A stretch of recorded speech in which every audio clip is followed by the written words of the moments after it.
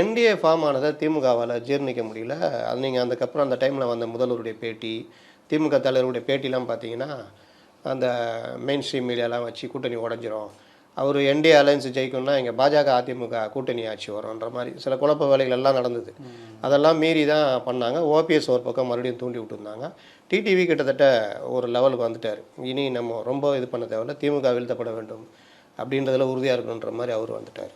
இப்போ இந்த நேரத்தில் என்டிஏ இன்னும் ஸ்ட்ராங் ஆகுது அப்படின்னா சிக்கல்ன்ட்டு என்டிஏலேருந்து பாமக வெளியே இழுக்கணும் அப்படின்றதா இதுதான் பெரியவர் ஐயாவை வந்து இது பண்ணது.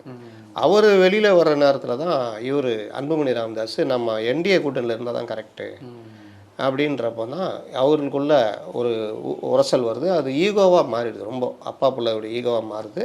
அதற்கு பிறகு அடுத்தடுத்த சம்பவங்கள் பெருசாக போகுது. இதில் இந்த குழப்பத்தைக்கு முக்கிய காரணமாக அன்புமணி ராமதாஸ் சொல்கிற மாதிரி திமுகவுடைய கை இருக்குது. இந்த வேலையை தெளிவாக செய்து இன்றைக்கி பாமகக்குள்ளே குழப்பம் அப்படின்றது தான் அன்புமணி ராமதாஸ் சுட்டி காமிக்கிறாரு. அவர்கள் திமுகவுக்கு எதிரான கூட்டணியை வந்து பலகீனப்படுத்தணும், அதான் இந்த கூட்டணியை வலுப்படுத்துறதை தாண்டி பலகீனப்படுத்துவாங்க.